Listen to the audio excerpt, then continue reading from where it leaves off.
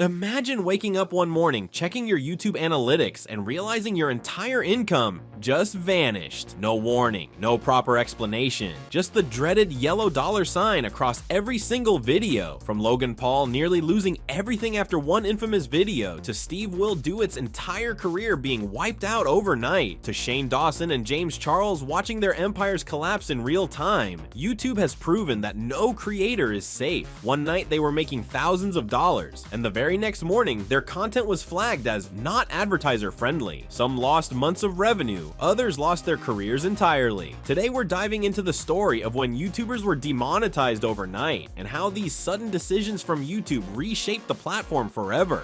Steve Will Dewitt's case is one of the clearest examples of YouTube pulling the plug overnight. At his peak, Steve was unstoppable, posting insane drinking challenges, wild gambling content, and giving away cars and cash like it was nothing. His fans ate it up. Every video was racking millions of views, and the revenue was pouring in. But in 2022, it all came crashing down. YouTube flagged his content as harmful and dangerous, and Steve's entire channel was demonetized in one sweep. Not just a video here and there, everything. For Steve, this was devastating. Imagine uploading a video knowing yesterday's upload made $30,000 and then waking up to realize today's video will make zero. That's the brutal switch he faced. Fans didn't see a problem. They loved the chaos, the insane challenges, the larger-than-life personality. But advertisers saw risk. In YouTube's eyes, his content was too reckless to attach brands to. What made Steve's case scarier for other creators was the lack of transparency. No countdown, no chance to clean up his content, just a sudden death sentence for his YouTube career. He pivoted into merch and Nelk's other business ventures, but his golden era on YouTube ended overnight.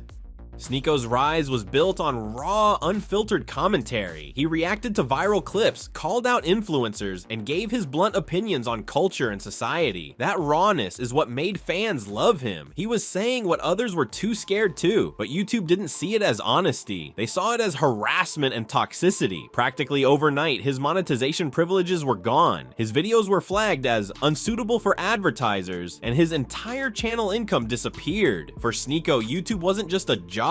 It was his identity. Losing it all in one night was crushing. Unlike Steve, who pivoted quickly, Sneako fought back. He went live, spoke out against censorship, and leaned into his uncensored brand. The audience split. Some doubled down in support, seeing him as a truth teller being silenced. Others thought YouTube was right to cut him off. But the point was clear. If your content doesn't align with YouTube's advertiser rules, no amount of fan support can save you. Eventually, Sneako moved onto other platforms to rebuild, but his story became a warning sign for commentary creators everywhere. YouTube can pull the rug out from under you at any time. Leafy was the king of edgy commentary in 2016. His sarcastic rants, gameplay footage, and brutal takedowns of other creators defined an entire era of YouTube humor. He wasn't just popular, he was a cultural phenomenon. But when YouTube started rolling out stricter advertiser-friendly guidelines, Leafy's content became the #1 target. His roasts and insults, once seen as just edgy humor, were now classified as harassment. Practically every upload started losing monetization within hours. For a creator pulling millions of views, this was devastating. It meant putting in work, only to watch the revenue vanish instantly. And once the strikes started piling up, it was game over. Eventually, his entire channel was terminated. Fans were divided. Some argued YouTube killed one of its most influential creators, while others felt Leafy's content had gone too far. But regardless of opinion, his fall marked a turning point. It was proof that YouTube's Wild West era was gone. Leafy's channel didn't just die, it was executed, and YouTube made sure everyone got the message.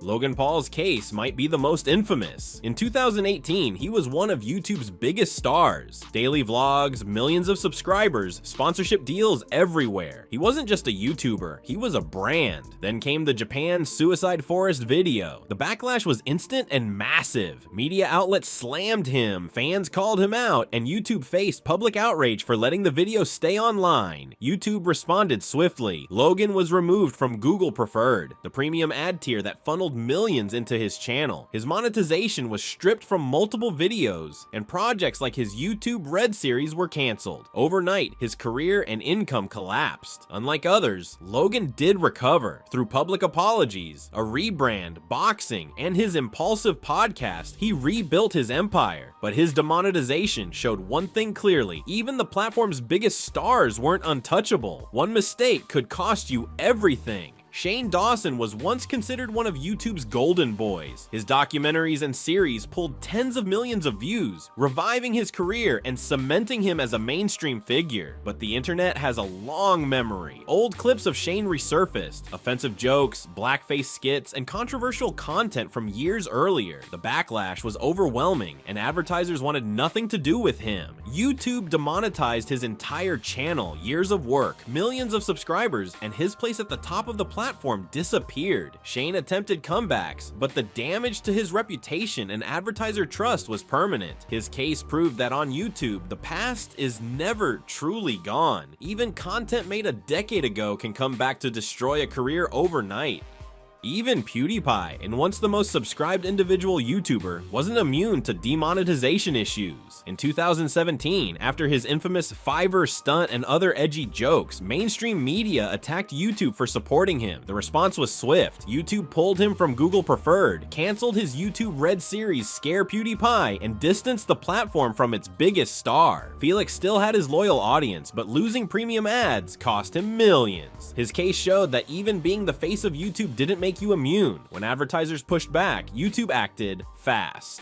James Charles's story might be one of the wildest cases of demonetization because it had nothing to do with the videos on his channel. At his peak, James was everywhere. Makeup tutorials pulling millions of views, brand deals stacking up, ad money flowing in. He was at the top of YouTube's beauty world. But then the allegations hit. Claims that he'd been messaging underage fans started surfacing, and suddenly YouTube stepped in. Not with a yellow dollar sign, not with warnings. No, they pulled him straight out of the partner program. Overnight, James went from one of the highest earners on the platform to making zero. And here's the crazy part. It wasn't about the content. None of his tutorials or collabs triggered this. YouTube hit him under their creator responsibility policy, basically saying if your behavior outside of YouTube damages trust, they can take away your income. Within days, sponsors like Morphe cut ties. Fans turned on him and his career took a nosedive. James eventually came back, but the shine was gone. His story proved something every creator now fears. You don't even need to break YouTube's rules in your videos. If advertisers or the platform decide you're a liability, your income can vanish overnight.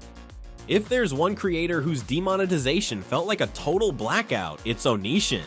For years, Greg Jackson built a massive presence on YouTube with edgy skits and rants that pulled in millions of views. Love him or hate him, his name was everywhere. But as the fame grew, so did the controversies. Serious allegations of grooming, abusive behavior, and toxic relationships. When multiple women came forward, YouTube made a drastic move. Practically overnight, all of Onishin's channels were removed from the partner program. No ads, no support, no appeals. This wasn't about one bad video. It was YouTube invoking their creator responsibility policy, saying his name alone was unsafe for advertisers. The result was devastating. His income vanished, his reputation collapsed, and eventually Onishin left YouTube entirely. His case remains one of the most chilling examples that demonetization isn't just about content. It can be about who you are off the platform, and that makes it even scarier for creators. So, what do all these stories really show us? Whether it's Steve Will Do It having his entire empire erased for so-called dangerous content, Logan Paul nearly losing his career overnight after one video spiraled out of control, or Shane Dawson's past resurfacing to torch years of success, the message stays the same. On YouTube, nothing is safe. One day you're living the dream with millions of views and brand deals pouring in, and the next, advertisers decide you're radioactive. When that happens, YouTube pulls the plug instantly. That's why creators today don't dare rely on ad revenue alone. They build clothing brands, start podcasts, stream on Twitch, launch Patreons, anything to survive the moment YouTube turns off the tap. Because trusting the platform completely, that's like gambling gambling your entire career on a single roll of the dice. And here's the harsh truth: demonetization was never just about cutting paychecks. It's about control. It's YouTube showing every creator who really runs the game. As long as advertisers have the power, every YouTuber, whether you've got 1,000 subs or 100 million, lives with the same fear that one random morning with no warning at all, everything you built could disappear.